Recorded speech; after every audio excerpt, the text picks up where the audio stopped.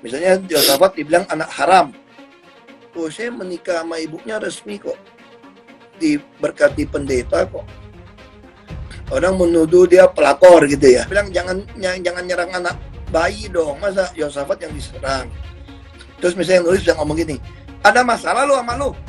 Saya udah ingetin orangnya, dia bilang hati-hati lo proses itu. Coba aja. Nah kalau kamu bilang coba aja, kenapa saya perlu lakukan? Saya saja berani kamu gitukan. Nah orang model seperti itu, saya sudah tahu. Ini orang sudah pasti kita kasih pelajaran. Saya betul-betul minta maaf kepada Bapak Basuki Cahayapurnama. Tapi nasi sudah menjadi bubur, saya harus, ya tentu saya menyesal setelah saya tahu begini. Itu saya akui memang, dan saya mohon maaf sebesar-besarnya. Karena kenapa? Karena ketuhanan Maha Esa dihinakan. Sampai saat ini nggak ada kasusnya yang diproses satupun kecuali Ahok. Karena Ahok memang saya laporin ke pertama. Rame-rame umat Islam bangkit, akhirnya penista agama ini bisa dijerat ke penjara dan dikalahkan dalam pilkada. Pancasila Soekarno, ketuhanan ada di pantat. Anak Tuhan dari mana? Kalau Yesus anak Tuhan, bidangnya siapa? Besok di seluruh wilayah Indonesia kami katakan dan padahal dia minoritas. Dia mulai tahu pertama kafir, kedua goblok. Kitab Bible Kristen itu bohong. Saya bukan mengatakan Bible Kristen fiksi. Bible Kristen itu palsu. Karena di salib itu ada jin kafir. Karena di salib itu ada jin kafir. Karena di salib itu ada jin kafir. Haleluya. Ini masih kontroversi. Sayang Pak Jokowi kalau mengajukan Pak Ahok, akan timbul banyak sekali respon yang itu nanti buruk terhadap modal sosial bangsa. Mestinya Pak Jokowi lebih bijak. Jokowi melakukan reshuffle yang ada permasalahan baru yang muncul, atau Pak Jokowi atau pemerintah mendapatkan beban baru karena calon menteri yang diangkat adalah figur yang bermasalah, yang akhirnya bukan menjadikan solusi tapi menjadi beban bagi masyarakat. Apalagi kita tahu selama yang bersangkutan di Pertamina menjadi komisaris, ya kinerja beliau biasa-biasa saja, tidak ada prestasi. Saya bilang anjing lu dalam rapat Mendagri lu. Saya diteriakin oknum DPRD, anjing lu Hok. Aku bilang memang aku anjing, jaga duit orang, pusing deh. Apakah kamu kalau ada waktu dimundurkan kembali, kamu mau meralat omongan kamu? Saya bilang enggak, karena saya nggak pernah menista agama orang. Kemudian na'udzubillah min dzalik. Anda pilih orang kafir, berarti Anda telah menyerahkan urusan umat Islam ke tangan orang kafir. Gus Dur itu buta mata juga buta hati. Jarang, saya belum pernah nengok Cina kerasukan setan. Pernah tak Ahok itu kerasukan setan? Enggak, setannya juga pernah. Karena sesama setan dilarang saling menggoda. Saya nggak pernah mundur untuk kebenaran, keadilan, kejujuran. Dan peri kemanusiaan, gue nggak pernah mundur. Dan gue nggak pernah takut juga sama lu. Siapapun yang rasis, gue akan hadapin. Gue bilang. Karena rasis itu dia berperi kemanusiaan. Kalau saya ditanya dulu kan, kamu nyesel nggak statement kamu di Pulau Seribu sehingga masih masuk penjara? Tidak pernah nyesel. Karena saya mengatakan kebenaran. Hai teman-teman, saya mau memperlihatkan transaksi saya hari ini lakukan trading di eToro. Ini bukti transaksi saya untung 4.500 dolar US, itu sekitar 68 juta rupiah. Semua keuntungan bisa saya dapatkan dengan fasilitas copy trading di eToro. Kalau saya bisa, kalian juga bisa guys. Oke, itu yang mau saya tunjukkan. Like video ini sekarang juga dan gunakan link di kolom deskripsi, maka kalian berhak dapatkan 50 dolar sebagai bonus kalian. Promo ini ada masa waktunya guys. Jadi jangan ketinggalan. Bukan cuma itu saja guys, kalian juga bisa menikmati trading global tanpa komisi yang belum difasilitasi oleh broker lokal atau lainnya. Selamat menonton guys, enjoy! Hai semua, dengan saya Jonas Leong. Terima kasih banyak buat kalian penonton setia yang selalu menonton di channel ini. Saya secara personal sangat menghargai waktu kalian. Dan saya sudah menganggap kalian sebagai family karena kalian selalu support di channel ini. Bagi kalian yang selalu menuliskan opini kalian di kolom komen, saya baca komen kalian satu persatu. Saya baca komen kalian untuk mengetahui opini kalian, tanggapan kalian, dan masukan kalian sangat berguna untuk video selanjutnya. Terima kasih banyak buat kalian yang selalu menekan tombol like di awal video. Video seperti ini membutuhkan waktu dan juga research. Dan ini semua gratis untuk kalian. Jadi pastikan kalian menekan tombol like-nya. supaya saya mengetahui kalian menyukai konten yang saya bagikan. Saya menggunakan eToro untuk melakukan investasi. eToro merupakan broker multi aset di mana Anda dapat berinvestasi pada pasar keuangan global, seperti di saham, komoditas, forex, cryptocurrency, atau di ETF. eToro juga dikenal dengan social trading platform, di mana Anda bisa mengcopy transaksi dari trader profesional, sehingga cocok sekali bagi Anda yang sibuk atau tidak memiliki keahlian untuk trading atau berinvestasi sendiri. Misalnya Dave menggunakan eToro untuk menduplikasi aktivitas trading Steve. Jika Steve untung, maka Dave juga untung. Mau untung seperti Steve? Gunakan copy trade hanya di eToro. Pastikan gunakan link di kolom deskripsi untuk mendapatkan bonus. Kalau ngiko Natania Daud cuek lu. Untung Yosafat belum bisa baca. Bukan kembar, saudara. Saya selalu percaya kalau orang memfitnah kita, jelek-jelekin kita, satu hari dia akan dipermalukan. Kita percaya hidup ini ada satu kuasa ilahi, ada divine, ada God's divine control. Nggak bisa terlalu jahat. Pasti ada sesuatu yang ada, istilahnya kalau orang Tiongkok kuno dulu, langit akan menghukum gitu loh. Oke. Nah tentu ada beberapa hal. Biasa tuh saya gini tau nggak? Orang ngomong terlaluan, saya pikir oh ini udah terlalu ngaco nih. Misalnya saya berpikir ya, misalnya Yosafat dibilang anak haram. Oh saya menikah sama ibunya resmi kok. Diberkati pendeta kok. Orang menuduh dia pelakor gitu ya. Ya harusnya bagaimana pelakor? Saya yang memutuskan kok. Nah makanya ketika sosmed udah begitu ramai, saya juga nggak perlu somasi. Saya biasa tuh, saya declare lah. Saya rekam video, saya bicara baik-baik, saya sampaikan bahwa istri saya bukan pelakor, anak saya bukan anak haram, ini putusan saya. Dan biasanya orang yang memang sifatnya jahat itu, dia akan terus menyerang. Pakai di mana-mana, lalu biasa saya kedua kali, saya akan 2-3 kesempatan saya akan pakai untuk ya declare, untuk membenarkan. Saya prinsip saya kan transparan dan menyatakan kebenaran gitu loh. Nah, saya selalu katakan saya berdiri untuk kebenaran, keadilan, kejujuran dan perikemanusiaan. Tentu orang mengatakan, kamu bela diri lah. Ya, itu kan hak Anda mengatakan saya bela diri ya. Tapi saya harus declare gitu. Masih terus ngomong. Biasa saya mulai baca tuh komentar-komentarnya gitu ya.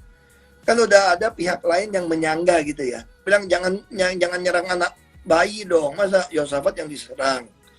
Terus misalnya yang nulis yang ngomong gini, ada masalah lu sama lu. Nah, orang model seperti itu, saya sudah tahu, ini orang sudah pasti kita kasih pelajaran. Nah, ketika saya mulai menyatakan lagi, saya respon langsung di IG-nya gitu. Saya respon dengan akun saya. Saya respon, saya jelaskan seperti itu. Nah, kalau orang yang memang udah nantang, dia akan makin senang kan dapat respon dari saya kan.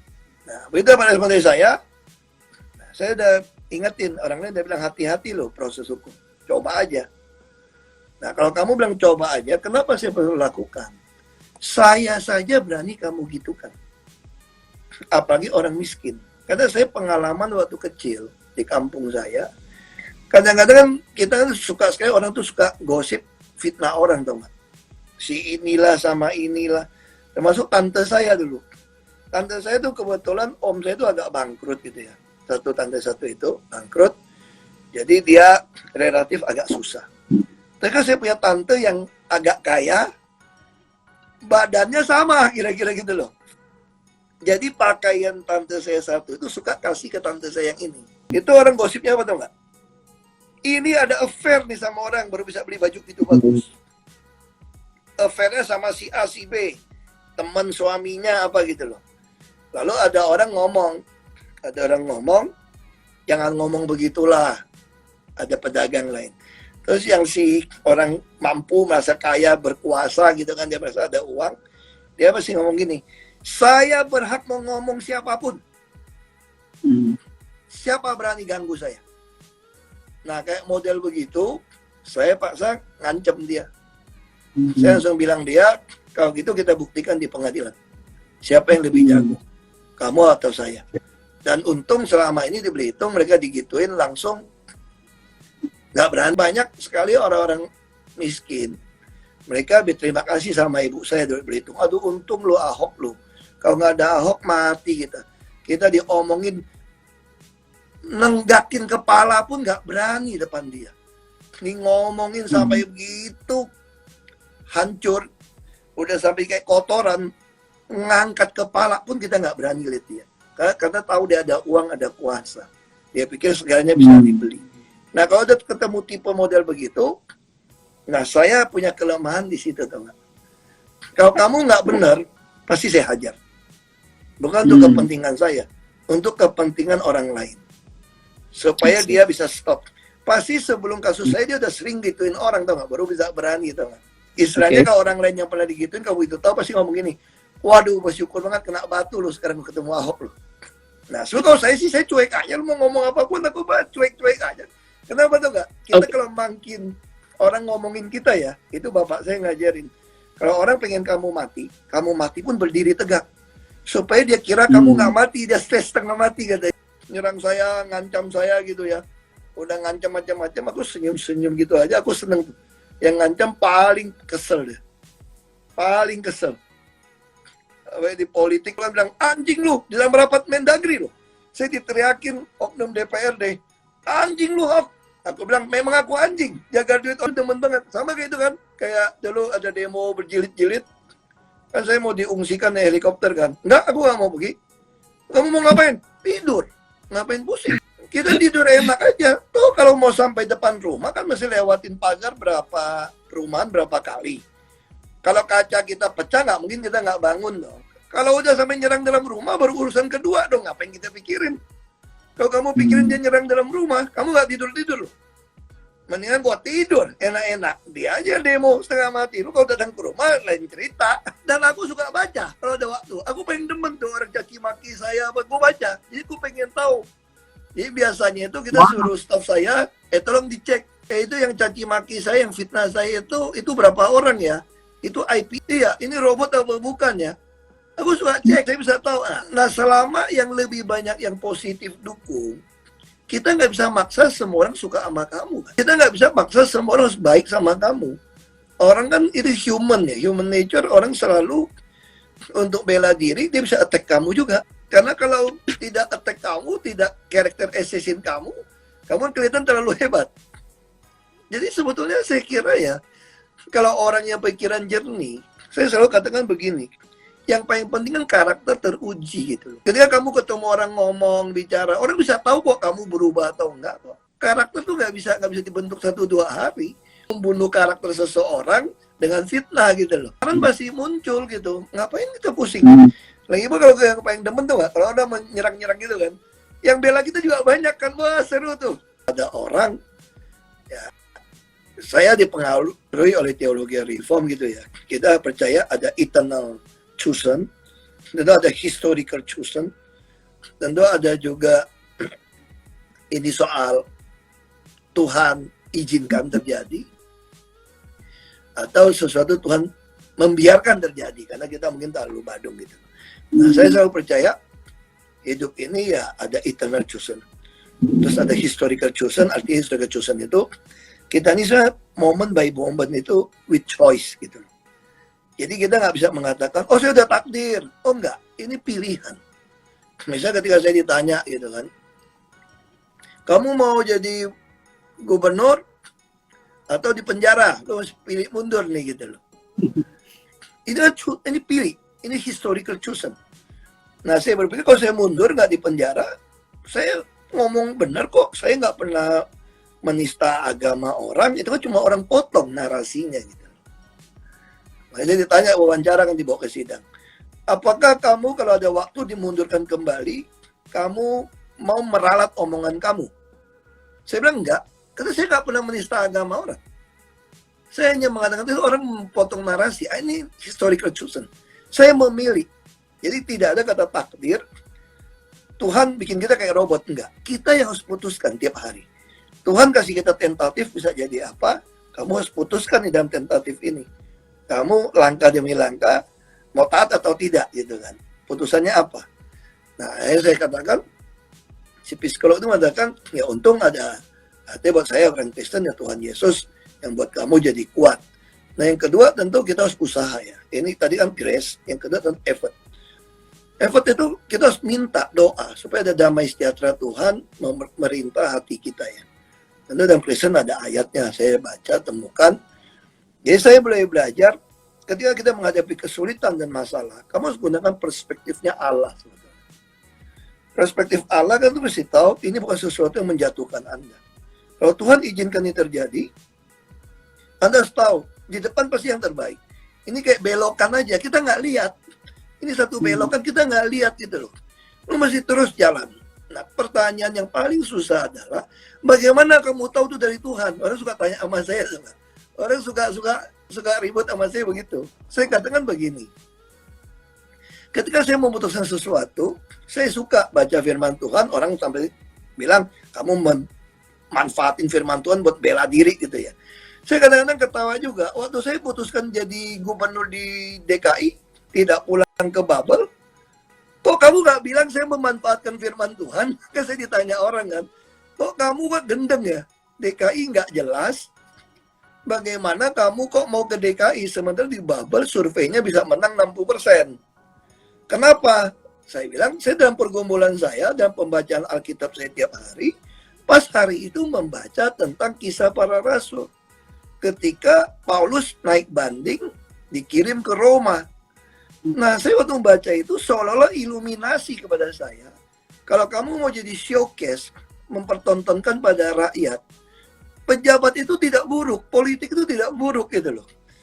Pejabat itu, politisi itu adalah memikirkan kesejahteraan rakyat. Maka kamu butuhnya di ibu kota gitu loh, di pusat pemerintahan. Kayak Paulus naik banding ke Roma. Berarti saya mendapatnya, berarti saya mesti ke Jakarta dong.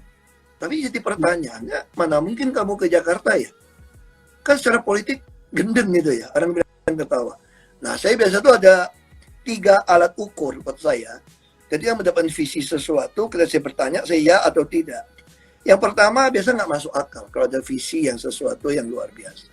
Yang pertama nggak masuk akal. Kedua, kalau saya cerita sama orang memalukan, diketawain orang lah. Lo gila apa? Teman-teman partai saya yang dari Golkar, ngaca lu, Hok. Ngaca lu. Dari mana bisa jadi gubernur DKI? Itu memalukan kalau saya cerita. Yang ketiga, menakutkan. Merugikan saya gitu loh. Nah, saya tahu nih, kalau 3 ini terpenuhi unsur itu, bukan keinginan pribadi saya. Ini ada satu rencana Tuhan dalam hidup saya. Lalu, ada satu yang lebih penting dari itu semua adalah, apakah semua yang saya inginkan ketika saya laksanakan eksekusi, ini akan melanggar 10 hukum Allah. Waktu kita mengeksekusi ini, melanggar 10 hukum Allah nggak? Arti itu kita menghormati orang tua kita nggak? Misalnya yang kelima gitu. Yang keenam, kita membunuh orang nggak? Kita berzina nggak? Terus, ya ini kan prinsip kita ya. Kita mencuri nggak? Kita bersaksi dusta nggak? Terus kita menginginkan sesuatu yang bukan hak kita nggak? Nah kalau itu semua dipenuhin, artinya saya benar. Itu patokan saya. Nah itu cara saya membuat keputusan. Makanya saya katakan ketika kita hadapi segala sesuatu, saya tahu ini adalah ujian naik tingkat. Kayak saya mulai mencari, yang kedua adalah bersyukur. Saya mulai bersyukur, waduh, ini benar-benar yang ditulis Charlie Chaplin nih. Yang bilang ada 6 dokter terbaik di dunia. 1, sinar matahari. 2, istirahat cukup. 3, olahraga teratur. 4, kita diet gitu ya. 5, kita misalnya punya waktu meditasi. Yang ke-6, kita punya sahabat-sahabat yang dipercaya. Wah, saya punya di dalam itu. Jadi waktu kamu di dalam, kamu bisa tahu siapa yang baik sama kamu, siapa yang enggak. Susah itulah kita bisa tahu nih siapa yang baik, siapa enggak. Kalau kita lagi di puncak top, ya orang ya semua juga mau deket. Ya sekali lagi kalau saya hadapin masalah, persoalan, gunakanlah perspektifnya Allah. Bahwa itu semua bukan menjatuhkan kamu, tapi untuk mempromosikan kamu. Dulu ya, waktu saya calon gubernur di Babel, lucu banget. Dulu kan ada partai-partai Kristen tuh. Yang katanya itu dari surga punya, nggak jelas lah. Itu ada pengurusnya bilang gini sama saya. Dia bilang, gini Pak Ahok, kita harus kumpulkan seluruh pendeta untuk meyakinkan jemaatnya untuk memilih kamu. Saya bilang, saya nggak mau. Dia bilang, partai kami bisa dapat suara kan dari kantong-kantong Kristen, justru lewat gereja-gereja. partai yang agama lain juga dapat suara, kan menjual suara di agama, menjual di tempat ibadah. Saya bilang saya paling benci orang dapat suara menjual agama. Karena orang itu harus dihargain berdasarkan meritokrasi, bukan dari keyakinan agamanya. Kayaknya untuk ngomong agama diputusin gitu nih. Jadi waktu mau pilkada di Babel, dia bilang lu masih kumpulin dong orang-orang Kristen untuk pilih kamu. Saya bilang gini, kalau jemaatmu waras, pilih orang yang jujur dan teruji, pasti pilih saya. Nggak usah saya kumpulin. Oh enggak dong, kita Kristen harus kompak. Wah, gunakan Galatia 6 ayat berapa. Kita harus membantu semua orang, terutama saudara seiman, apa itu suka dipakai orang Kristen. Jadi waktu itu pendeta itu nggak ngomong kalimat itu. Dia paksa saya kumpul, saya nggak mau. Dia bilang pihak lawan aja mau sumbang gereja, kamu kok nggak mau? Coba nggak ada duit, nggak mau. Terus dia bilang, saya meragukan kekristenan saudara. Gara-gara nggak nurutin dia punya mau kan. Waktu itu aku kan belum sekolah di Makobrimob. Jadi waktu itu kita lagi makan martabak di Bangka tuh, lucu banget tuh, aku ingat banget tuh. Mejanya meja lipat yang triplek itu tuh nggak. Ada teh, ada kopi, ada martabak. Aku udah kesal, aku pukul tuh meja. Panggil Yesus turun, saya bilang. Biar dia lihat, kamu lebih Kristen apa gue yang lebih Kristen. Waduh, syok semua. Nggak tahu bener juga. Yesus turun duluan sama dia. Nggak lama dia meninggal berapa bulan kemudian. Usia lebih muda dia.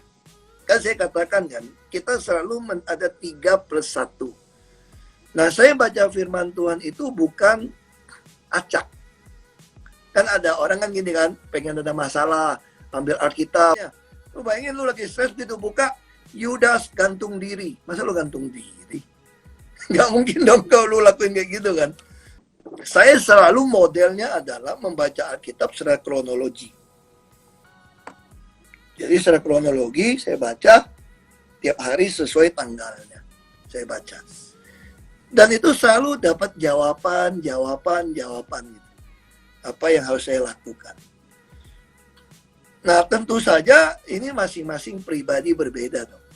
Toh patokannya satu, melanggar nggak? Semua yang kita dapat melanggar 10 hukum Allah nggak? Ini mana lebih menguntungkan? Bisa kayak gitu kan? Bisa contoh ya, kalau saya nikah apa enggak? Bercerai apa enggak? Oh enggak dong. Kan saya kan punya konsep tidak ada perceraian. Enggak boleh ada perceraian.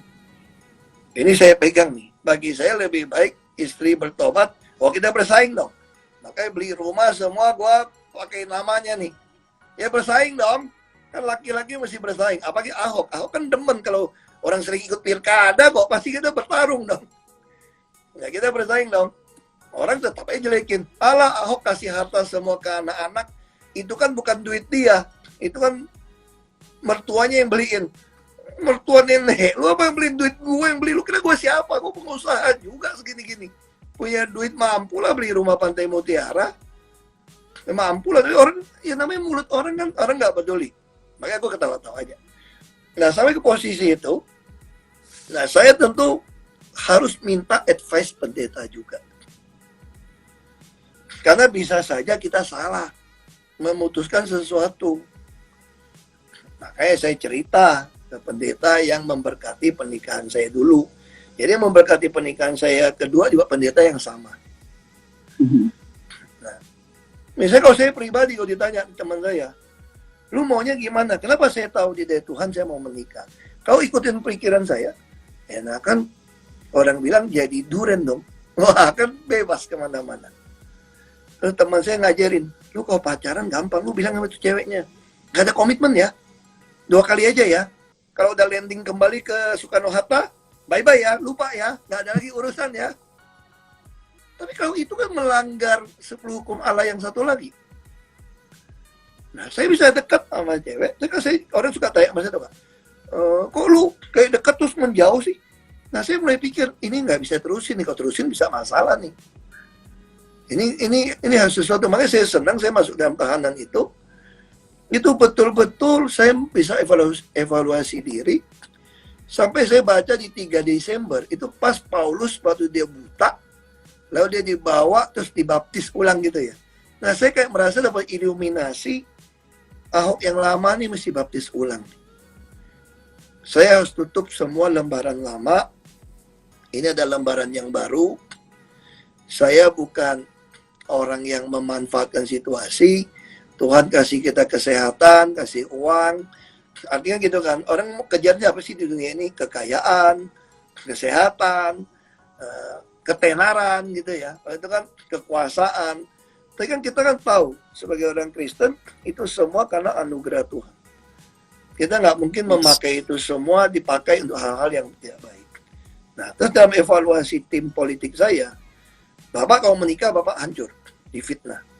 Nah, bagi saya ikutin iluminasi yang saya dapatkan gitu ya. Iluminasi firman Tuhan yang saya dapatkan itu yang saya taat.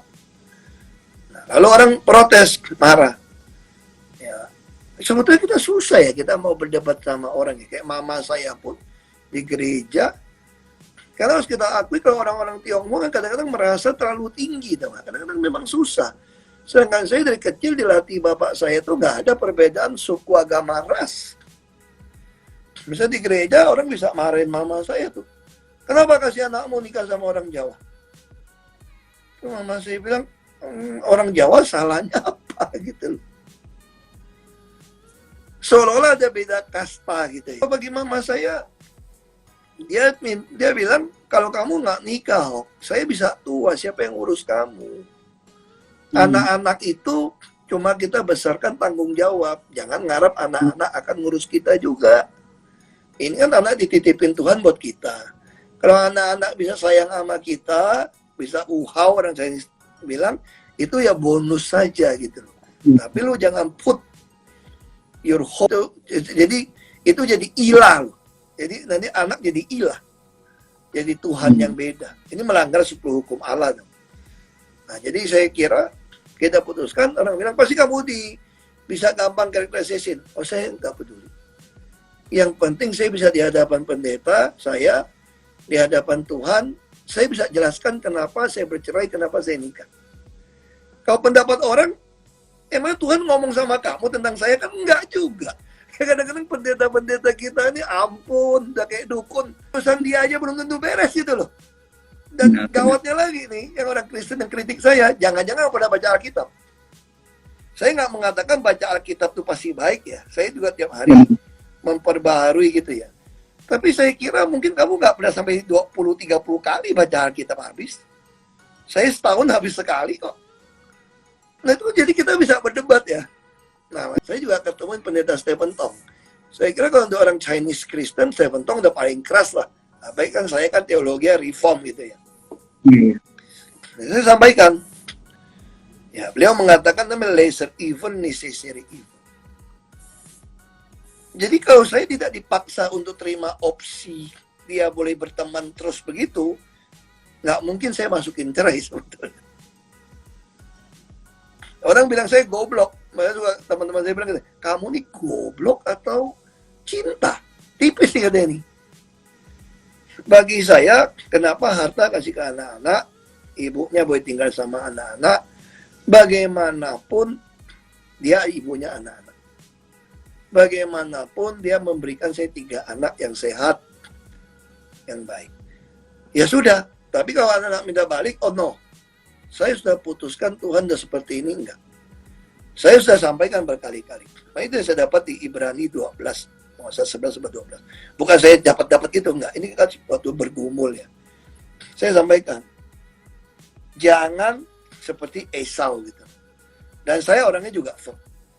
Kalau saya udah begging, saya udah sampaikan baik-baik. Anda terus menekan saya. Begitu saya udah putuskan, saya nggak mau mundur. Saya katakan karakter saya nggak berubah kok. Saya orangnya ya cinta-cinta, tapi saya nggak pernah mau mundur. Saya prinsip. Kalau udah enggak, ya sudah enggak. Kamu mau ngatain saya, mau apain, aku nggak peduli. Yang penting saya nggak melanggar 10 hukum Allah ya. Terus saya juga untuk ngecek secara kedagingan saya, enakan mana? Teman saya, aduh Hop, lu goblok banget mau nikah. Ketika saya mau nikah kan dengan tahanan kan, kita nikah dan ikatkan diri. Bisa lepas, kenapa ikatkan diri lagi? Apalagi lu top. Waduh, gua rasa sih lu bisa happy terus ini sama kita. Nah, bahkan ada teman yang lebih muda, perempuan nih. Wah, sayang lu cepat nikah. Kalau nggak kita bisa jalan-jalan ke Bali, kemana, sama rombongan teman-teman gua semua. Waduh, udah kayak James Bond juga. Gua satu cowok, 10 cewek nih. Ya kan? Tapi masalahnya kalau itu, dasarnya apa? Nggak ada dasar firman Tuhannya. Kalau kamu tanya saya menikah, ya itu juga orang ribut kan. Mama saya bilang, orang bilang, Ahok udah mabuk cinta, udah kena pelet. Macam-macam gitu ya. Terus mama saya jawabnya sih baik sih. Mama saya bilang, kalau Ahok sudah mabuk, gak tanya sama Tuhannya, mungkin karena kepentingan politik, karena mabuk cinta, sudah pindah keyakinan. Ahok kan enggak. Malah Ahok kasih satu sangat garis, sangat jelas. Ya kalau nggak bisa tahu kenapa Yesus itu Tuhan, no way nggak nikah. Bahkan saya dapat iluminasi itu menarik ketika Abraham. Orang bilang saya mencocokkan firman Tuhan. Enggak, kan saya baca tiap hari ya dalam pergumulan.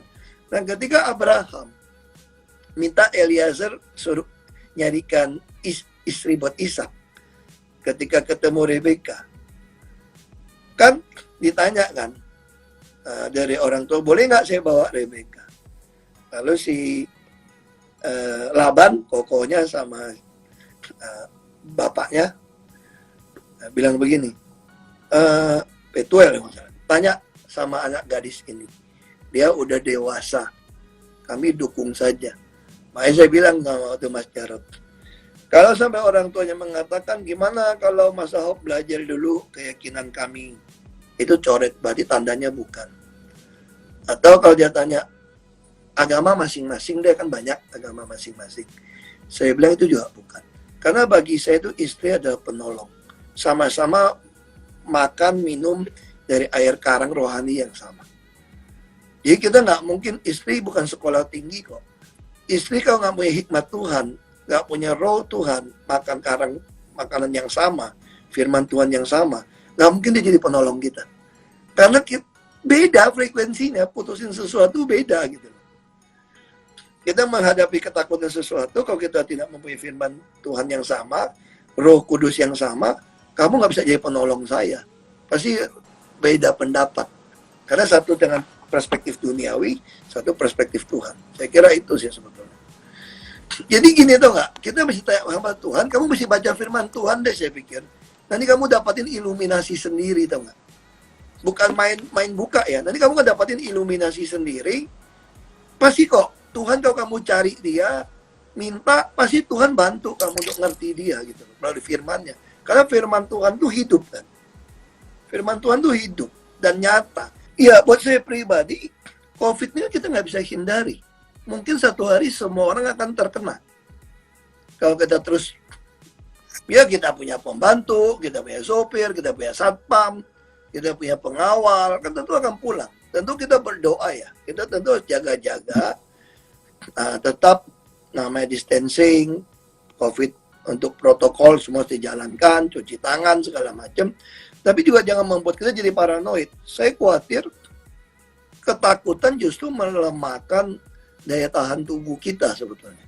Kita olahraga teratur, makan yang baik gitu ya, yang selama masih oke gitu. Jadi sebenarnya akhirnya setelah saya pengalaman di dalam, semua berbalik ke soal mindset. Semua tuh pikiran. Kena tahanan ke luar negeri pun, cekal ke luar negeri kamu bisa stres. Atau tahanan kota kamu bisa stres. Tahanan rumah kamu juga bisa stres. Akhirnya semua ini di pikiran. Kamu menaruh ada damai sejahtera yang kamu pikirkan. Kamu tahu ini semua akan lewat. Kita akan selalu diajarin kan. Segelap-gelapnya malam, begitu subuh kan matahari akan keluar. Kamu begitu hebat pun, nggak akan lama juga kok hebatnya kamu kok. Manusia akan lewat juga. Kamu hari itu, akan lewat juga hari itu. Sesusah apapun hari ini, kamu akan lewat juga. Jadi biarlah kesusahan sehari cukup sehari. Jangan tambahin kesusahan lusa, besok-besok kamu tambah satu. ya pusing kamu. Nggak usah kita tambahkan. Nikmati hari ini. Dulu sebelum saya masuk tahanan, saya nggak bisa. Saya nggak bisa. Karena saya maunya cepat. Saya pikiran sesuatu, apalagi pikiran sesuatu yang nggak bisa saya kerjakan, itu galau. Pasti langsung galau, nggak enak. Nah, makanya saya bilang, setelah saya mengalami tahanan seperti itu, saya bersyukur banget. Saya mulai belajar. Besok kita nggak tahu. Yang pasti kemarin sudah lewat, toh. Besok kan nggak jelas. Hari ini saya nikmatin. Dulu saya nggak bisa tuh duduk tenang, makan, diem. Nggak bisa. Nah, sekarang saya keluar dari tahanan, saya bisa lari, bisa 1 jam. Oh, saya nikmatin aja tuh. Lihatin pohon, dengar suara burung, ada matahari. Saya nikmatin aja. Saya bisa duduk sambil lari, saya nikmatin. Nggak berasa udah 1 jam gitu ya. Diem juga. Anda mandi, semua berenang juga, semua sama aja. Ini soal pikiran sebetulnya. Ya sama kayak waktu itu kan, saya pernah ngalamin udah keluar. Kan diminta keluar negeri lah ya. Supaya Pilpres tidak ada di sini. Itu langsung kayak saya di penjara dibuang. Karena nggak boleh pulang. Langsung stres. Tapi begitu kita berpikir, iya ya bersyukur banget ya. Kapan lagi kau bisa jalan-jalan belum ada kerjaan? Kita jadi akhirnya berbalik lagi kan gitu kan. Ya udah kita nikmatin aja udah. Sama ibarat gini lah. Orang kadang-kadang juga lucu kan. Misalnya ada orang mau kasih kamu tinggal di rumah seumur hidup. Nggak perlu sewa. Rumah bagus. Kamu happy dong. Tapi kalau kamu berpikir, kok gue nggak punya rumah kayak gitu ya? Kamu stres. Kamu langsung stres. Karena kamu menginginkan sesuatu yang kamu nggak mampu kan? Ya udah nikmatin aja. Orang tuh susah begitu saya pikir. Kita banyak menginginkan sesuatu yang nggak bisa kita dapatin. Akhirnya kita jadi agak stres. Kamu udah punya juga biasa-biasa aja. Kayak mobil apa segala macam gitu ya. Sampai satu tahap kamu udah punya mobil tuh, kamu juga nggak ada waktu juga. Jadi kita banyak yang bisa kita syukuri hidup ini gitu. Kasih banyak buat kalian yang nggak skip dan nonton video ini sampai habis. Saya secara personal sangat menghargai waktu kalian. Makasih banyak buat kalian yang sudah tekan tombol subscribe. Dan makasih banyak buat kalian yang sudah tekan tombol loncengnya. Jangan lupa bagikan informasi ini ke teman atau family Anda. Mungkin teman atau family Anda membutuhkan investasi ini. Oke guys, sekian dulu dari saya. Jangan lupa follow Instagram saya di @johannesleongofficial untuk kata-kata motivasi setiap harinya. Bagi kalian yang termotivasi nonton video ini, ayo like video ini dan subscribe di channel ini. Dan buat kalian yang sudah subscribe di channel ini, jangan lupa tekan tombol loncengnya supaya kalian mendapatkan notifikasi setiap kali saya upload video. Saya menggunakan eToro untuk melakukan investasi. eToro merupakan broker multi aset di mana Anda dapat berinvestasi pada pasar keuangan global, seperti di saham, komoditas, forex, cryptocurrency, atau di ETF. eToro juga dikenal dengan social trading platform, di mana Anda bisa mengcopy transaksi dari trader profesional, sehingga cocok sekali bagi Anda yang sibuk atau tidak memiliki keahlian untuk trading atau berinvestasi sendiri. Misalnya Dave menggunakan eToro untuk menduplikasi aktivitas trading Steve. Jika Steve untung, maka Dave juga untung. Mau untung seperti Steve? Gunakan copy trade hanya di eToro. Pastikan gunakan link di kolom deskripsi untuk mendapatkan bonus. eToro adalah broker aman dan terregulasi di dunia. Kalian bisa trading saham, forex, cryptocurrency, komoditas, dan lainnya. eToro adalah one-stop shopping, tidak seperti broker lainnya. Dengan eToro hanya modal $200 atau 3 juta rupiah saja, kalian sudah bisa trading secara internasional. eToro adalah broker pertama di Asia yang memfasilitasi trading saham di Amerika 100% tanpa komisi atau manajemen fee, dan juga kalian bisa melakukan unlimited trading. eToro juga memfasilitasi pembelian fractional share dan juga tidak ada subscription bulanan yang ada di broker lain. eToro juga mempunyai flexible leverage atau kalian bisa mengatur leverage untuk trading dari 1 kali sampai dengan 400 kali. Untuk penggunaan aplikasi di handphone disupport oleh semua internet provider. Pastikan kalian registrasi menggunakan link di kolom deskripsi untuk mendapatkan bonus saat registrasi. Setelah registrasi, download apps eToro menggunakan Google Play atau App Store di handphone kalian. Untuk mengakses website eToro tanpa VPN, silakan tekan link di kolom deskripsi. Dengan fasilitas fractional share, kalian bisa membeli saham Google Facebook, Amazon hanya dengan $50 saja atau 700.000. Jadi siapa bilang beli saham internasional membutuhkan modal fantastis. Coba juga fasilitas copy trading, sangat cocok untuk pemula. Dengan copy trading ketika trader profesional untung, maka kalian otomatis akan mendapatkan keuntungan juga. Dan di eToro menggunakan fasilitas copy trading tidak ada manajemen fee sama sekali. Untuk tutorial dan fasilitas eToro bisa langsung cek di kolom deskripsi. Untuk menanyakan tentang registrasi di platform eToro, kalian juga bisa menghubungi customer support eToro berbahasa Indonesia di kolom deskripsi. Pastikan kalian registrasi menggunakan link di kolom deskripsi untuk mendapatkan bonus.